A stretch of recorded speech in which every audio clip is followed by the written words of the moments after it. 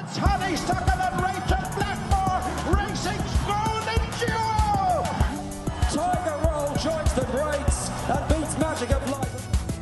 Best behaviour on the near side with the wettest of saves for Barry Brown and Oliver McKiernan. Local trainer Derek comes in again and beyond his test. Lord Lyon wins it from... It's Samco on the stand side before he had the second round. But he lands in the lead by half a length and goes on from Samco. Hello and welcome to day 6 of our daily Cheltenham previews. Today what's on the menu is the Glenfarclas Cross Country Chase. A bit more of a puzzle now, this one. A bit more difficult at this stage without having entries and that, to get a proper handle on it. It's definitely a bit trickier.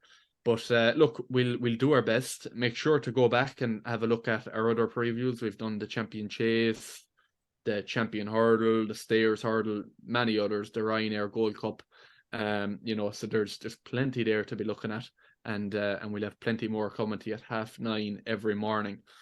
So look, Gordon Elliott, he's got a fair hand in this, Tom, doesn't he? Yeah, look, it's he's got the top two in the market, obviously Delta Work and Galvin, and based on reports, it looks as if the two of them are definitely going to run anyway. So looks to be in a strong position. Delta Work, I think, is taking the same route as Tiger Roll in previous years. Ran in the William Hill Boyne Hurdle in Navan. He was 6th of 8 to Blazing Cal. Didn't run too badly. He was held up, stayed on and kind of won pace and finished 6th. It's probably a performance that'll put him right for Cheltenham. He's now 10, still clearly retains, I think, quite a lot of his ability, and obviously won the race last year, so I suppose it's understandable that why he's at the front of the market. Galvin, kind of hard to assess, probably didn't fire in all cylinders last time out. He had a steward's report after the race as well, and nothing showed up. So I suppose we just have to put a line through that. But he's more of a lightly raced horse in comparison to the favourite. So it's very hard to call. It's a very difficult race traditionally, the cross country race. But I think my heart would probably be siding with sorry, who's the favourite again? Just his name escapes me. Delta Work. Yeah. That's who I would be swaying with at this moment in time. But it's never a race that I've had a strong opinion on, to be honest. Yeah. Okay, that's very fair. I'd be thinking myself, like, the winner has to really come from those first two. They've got such class really in comparison to the rest of the field. Like, Gordon's going to be taking it home, bar they both fall, I'd imagine. Killian, what do you think? Yeah, I'd agree with that. Like, Galvin's coming in with a similar profile to Delta Work. Obviously won a grade 1 in Leopardstown last season. A high class horse, placed or 4th in a Gold Cup, I think, last year. Yeah, he's coming in. It looks like it'll be his prep for the national that he's probably going to run there. Look, Delta Work, he's meeting. He was 4th in that handicap in January. He was rated £23 higher than Back of the Lash. That won it. He's a 16 to 1 shot here. Your man Rob James took off 7 that day, so he's meeting him on £16 better terms. So you can immediately discount Back in the Lash as a chance of winning this race. Yeah, I don't know. Delta Work at 10 to 11. I don't know. Would I be backing that, to be honest? You could take a punt at Galvin on 3s. I was just looking at the race the other day before this, and I saw the French horse, Hip Hop Conti. So I was looking at him, and he's very lightly raced in these cross country races. He's never actually completed over a trip longer than 2 miles, 4.5 furlongs. He ran a 3.5 mile cross country race in Pau in January, and he unseated. The other French horse, Saint Godefroy, was 2nd in that. But I was just looking at him, like, and just to see, is there any stamina there now? I wouldn't be an expert on pedigrees nor anything, so I'm back like the dam sired Whisper, Traffic Fluid. 2 of them, like Whisper got 3.5 miles. traffic flew, he got 3 miles. So there's a bit of stamina there that side. And then just on the sire side, the sire called Lauro. I didn't know any of the horses, bar Dream Conti down a bit there. He was running over 3 miles.